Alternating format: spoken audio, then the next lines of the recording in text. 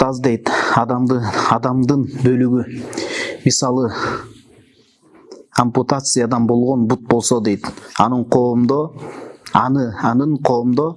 сүрсүтүп коюшат. Тамдын чырдагына илип коюшат жылдар бою.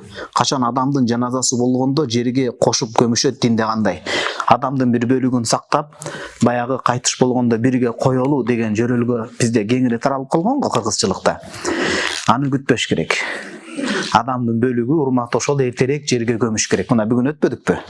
Тырмак деле, чач деле адамдын бир бөлүгү, кадимгидей жан болуп атат ал жерде. Болгон айырмасы ал жерде кан жүрбөйт. Ыктыяр китепте ошону да айтат, 7-кылымда айткан. Неге чач тырмакта кан жүрбөйт? Кан жетиши мүмкүн, бирок көп көлөмдө башка денеде жүрбөйт десе, ала тара аннаху ла ятаалламу бил қата. Кескен учурда ооруп аткан жок дейт да. Кудайдын мээрими да, эгерде анда эч ким чачын албай койот эле да. Элестетиңиз? Ошон үчүн бул жерде дененин бөлүгү болуп көмүлүп атса, адамдын баалы болгон, эми Кудай арын сактасын, кырсык болуп, кырсыкка кабылдап дене мүчөсү бөлүнүп атса, аны эртерээк жерге көмүш керек. Жок, ошондон суралат экен, анан жаназасы буйрубай калайт экен деген бул суу кечпей турган сөз. Аны кармаштын кереги жок, эртерээк жерге барып көмүш керек болот. Куран окуш деле шарт эмес, өзүңүз тирүүсүз да. Кыяматта, анткени Куран окуп алыш мүмкүн да, муну кеңири айтып коюшат. Кыяматта Алла Таала иншалла мүчөңүздү толук кылып жаратат буюрса. Аманатты жерге бериш керек. Сактап отуштун кажети жок, анткени чоң машакатты жаратат. Жаш бала көрүп коркуп калса эмне болот ал маселесин, сакташтын кажети жок. Бул эч кандай кемчилик кетпейт, ошондой тагдыр экен. Экинчи суроо. Ассаламу алейкум устаз дейт. Ва алейкум ассалам рахматуллахи ва баракату. Намаздын ичинде 7 жерде дуа кылса болот дешет. Ошол тууралуу айтып бересизби дейт. 7 жерде. Ханафи мазхабта намаздын ичинде ат-тахиятта ташагут окулгандан кийин, салаваттан кийин гана дуа кыласыз, намаздын убагы чыгып кетиш же макруh убагына кирип кетиш коркунучу болбосо. Мисалы, сиз асыр намазын окудуңуз. Окуганда асыр намазынын убактысы эң баштапкы убактысы фатва берилгендей, мин сайруроти зилли кулли шейин мислейхи, ар бир нерсенин көлөкөсү 2 эсе болгонго чейин болуш керек. 2 эсе болгондо пешиндин убагы бүтөт да, туура фатвада бизде. Асырдын убагы кирет. Бул кирди. Ушул учурда сиз асырга Аллах акбар деп кулак кагып намазга кирдиңиз. Ат-тахиятка 4-чү рекетине жергиликтүү мукимадан сиз отурдуңуз, ташагутты окудуңуз, салаватты окудуңуз, эми саламга чейин дуа кылсаңыз болот. Арабчасын, кыргызча эмес. Кандай дуа?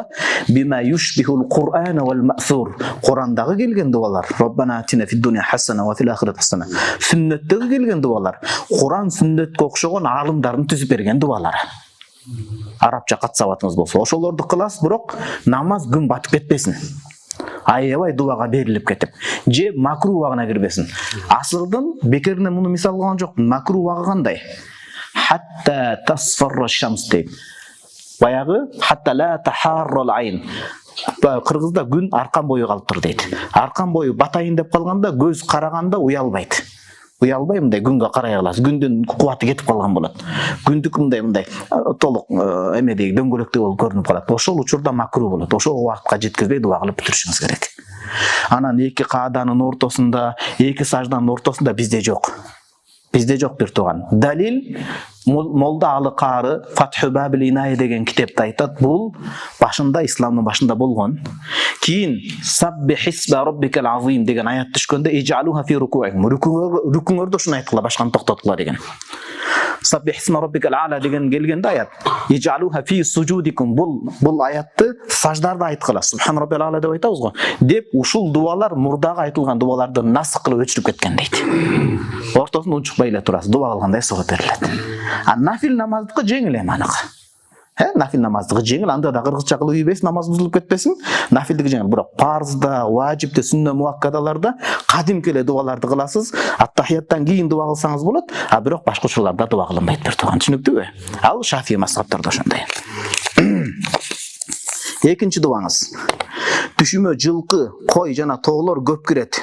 Жооруп бересизби дейт. Аллахым сизге узун өмүр, ден соолук болсун дейт. Жылкы адамдын канаты дейт. Демек сиз сапар кылат экенсиз иншалла. Ta'tirul Anam деген китепте имам Набулуси Ханафи алым айтат. Ошол түш түз жорулбайт, өтмө маанде жорулат. Анан ар бир адамдын түшүнүгүнө, ар бир жердин үрп адатына жараша жорулат дейт. Кыргызда ат адамдын канаты болот. Демек иншалла сиз сапар кылат экенсиз. Дүйнө кезет экенсиз. Ошо сапарга даярданышыңыз керек.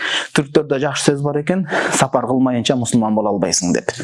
Бул дегени иман такшалат да сапарда жүрүп, адам чыйрак болот, намаздар, дуа кыласыз.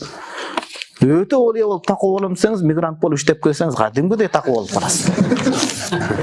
Ошон үчүн айтат экен да, аякта окуп жүргөндөр бияка келгенде таштап коет, биякта окуп жүргөндөр бияка барганда таштап коет дейт.